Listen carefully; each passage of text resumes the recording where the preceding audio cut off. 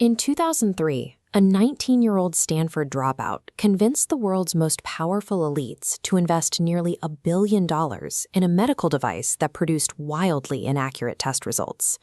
The illusion was constructed by Elizabeth Holmes. She managed to secure backing from the Walton family, media mogul Rupert Murdoch, and 2 former U.S. Secretaries of State. A CEO with no medical degree successfully ran a decade-long $9 billion medical experiment on the general public while systematically silencing top scientific minds. In software engineering, fake it till you make it is a standard strategy. You release buggy code and fix it later. When that same logic is applied to medical diagnostics, the margin for error disappears. Despite the high stakes, many of the world's most sophisticated investors skipped the standard verification steps, choosing instead to trust the vision Holmes projected. To pull this off, Holmes faced a massive hurdle. She had to sell a medical product that defied the known laws of human physiology, and she had to do it without ever submitting her technology to peer-reviewed science. She solved this by assembling a board of political and military titans. Figures like General James Mattis lent their intimidating reputations to the company, granting Holmes unearned scientific authority by proxy. Leveraging that board's reputation, she secured massive financial backing, taking in $150 million from the Waltons and over $120 million from Murdoch. This chart shows how Theranos inflated its valuation to $9 billion. The data points driving that growth weren't clinical trials or audited financials. They were high-profile names and corporate logos, weaponized to attract more capital. She even told investors that Theranos devices were being deployed on military medevac helicopters. Behind these high-stakes claims, a secret was hiding inside her California lab. This anatomical diagram illustrates the core biological limitation that made Holmes's claims impossible. A traditional venous blood draw yields a high volume of pure blood. A fingerstick, however, produces a low-volume mixture of capillary blood and interstitial fluid, which inherently skews test results. To hide this, Theranos secretly diluted the tiny blood samples and ran them through traditional third-party machines. Data reveals their proprietary Edison machines routinely failed proficiency tests. The company discarded failed internal results, sweeping them away to fabricate passing grades. The risk to patients was severe. When federal inspectors eventually audited the lab, they found 81 out of 81 patient results for the critical blood thinner warfarin were inaccurate. A board of global leaders completely failed to detect machines producing life-threatening medical data, leaving the responsibility of protecting public health to a few low-level employees. Those employees included junior staffer Tyler Schultz and lab assistant Erica Chang.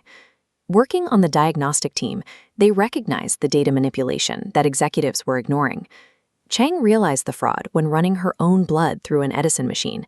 It falsely diagnosed a vitamin D deficiency that conventional tests quickly disproved. When the whistleblowers raised their concerns internally, Theranos COO Sunny Balwani issued immediate threats. He hurled insults, questioned their competence, and refused to initiate any clinical investigation.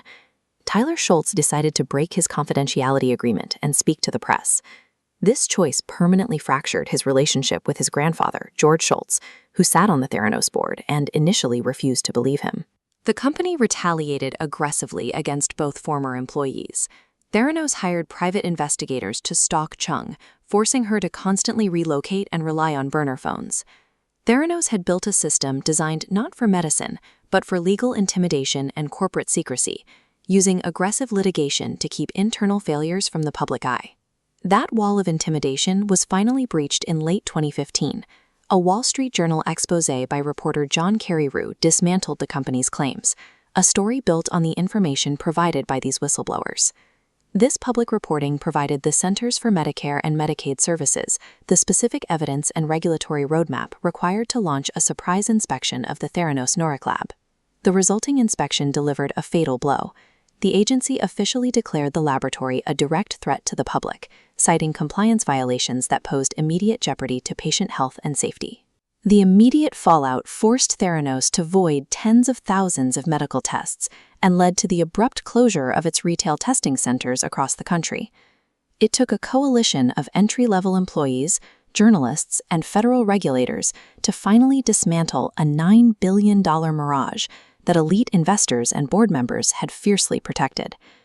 The collapse transitioned from corporate bankruptcy to a judicial reckoning, culminating in the separate, highly publicized federal fraud trials of Holmes and Balwani.